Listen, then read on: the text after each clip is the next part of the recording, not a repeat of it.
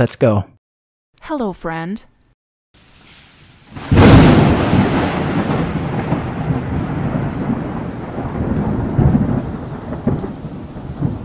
কত রকমেরই রান্না হয়, তার মধ্যে বাটা হলো অন্যতম একটি পদ, যেটা গরম ভাত এক থালা উড়ে যাবে। বাটা যদি বাটার মতন রান্না করা যায়, তার সাথে আর কোনো রেসিপিই চলবে না। এত ভালো লাগে গরম গরম ধোয়া ওঠা ভাত, তার সাথে বাটা। আজকে আমি মানকচু বাটা চিংড়ি মাছ দিয়ে পরিবেশন করব। দেখো কি সুন্দর হয়েছে আমার বাটাটা। নমস্কার বন্ধুরা, আমাদের রান্নাঘরে তোমাদের স্বাগত। আজ আবার একটা নতুন রেসিপি নিয়ে এসেছি, মানকচু বাটা। এটা অ্যাকচুয়ালি বাংলাদেশের লোকেরাই বেশি খায়, কিন্তু এখন এই রান্নাটা এদেশেও প্রচলিত হয়ে গেছে। বাটা সবসময় গরম ভাতের সাথে প্রচণ্ড ভালো লাগে খেতে। দেখে নাও আমি কিরমভাবে করছি। আমি ভালো করে মানকচুটা ধুয়ে কেটে নিচ্ছি ছোট ছোট করে, একটা মিক্সিং জারে পেস্ট করে নিচ্ছি।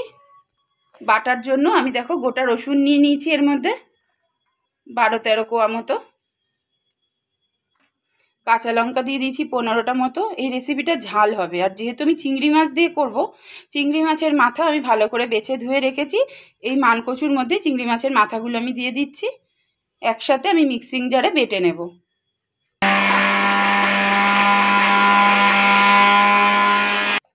দেখো খুব সুন্দর একটা স্মুথ পেস্ট তৈরি করে নিয়েছি আমি। অল্প একটু জল ইউজ করেছি, ভালো করে ঘুরিয়ে নিয়েছি। এখানে আমি 200 গ্রাম মতো চিংড়ি মাছ নিয়ে নিয়েছি। এটা আমি পরে ভেজে বাটাতে মেশাবো। এখন আমি কাঁচা মাছ এটা দেখিয়ে নিলাম তোমাদের। এখন একটু নুন হলুদ মাখিয়ে রাখবো।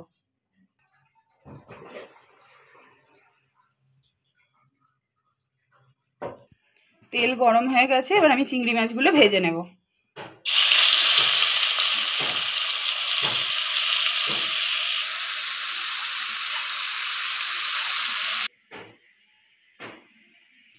ওই তেলের মধ্যেই আমি কালো জিরে ফোড়ন দিয়ে দিলাম। এবার আমি বাটাটা তেলে ছেড়ে দিচ্ছি।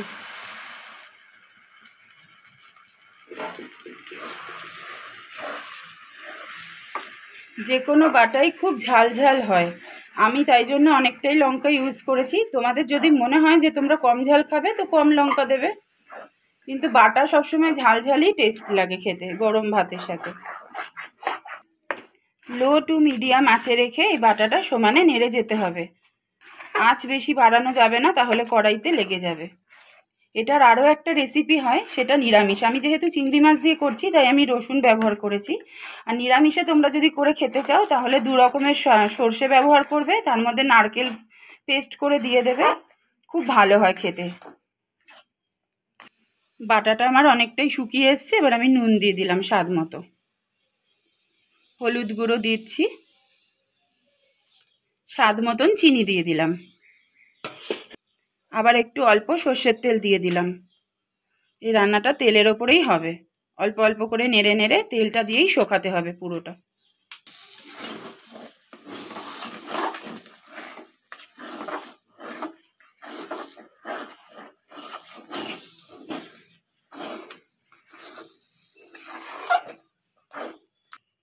বাটাটা আমার রেডি হয়ে গেছে, এবার আমি চিংড়ি মাছগুলো দিয়ে দিচ্ছি এর মধ্যে।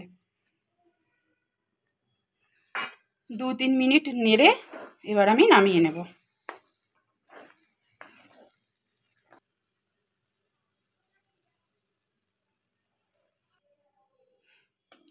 একটা প্লেটের মধ্যে তুলে নিচ্ছি আমি। কচু বাটা চিংড়ি দিয়ে আমার রেডি হয়ে গেছে। আমি একটা প্লেটে পরিবেশন করেছি, সাথে লেবুও রেখেছি। ভাত দিয়ে খাবো, গরম ভাত দিয়ে। তোমরাও এইভাবে খেয়ে দেখো, কিরকম লাগে অবশ্যই আমাকে জানবে। এর মধ্যে আমি একটু সামান্য কাঁচা তেল দিয়ে দিচ্ছি। কাঁচা তেলের গন্ধ আমার ভীষণ ভালো লাগে, তাই আমি দিচ্ছি। তোমাদের যদি না ভালো লাগে তোমরা দিও না। আজকের মতো এখানেই শেষ করলাম রান্নাটা যদি ভালো লেগে থাকে অবশ্যই লাইক কমেন্ট শেয়ার করবে। নতুন বন্ধুদের পাশে থাকার জন্য অনুরোধ রইল। আজকের মতো এখানেই শেষ, টাটা।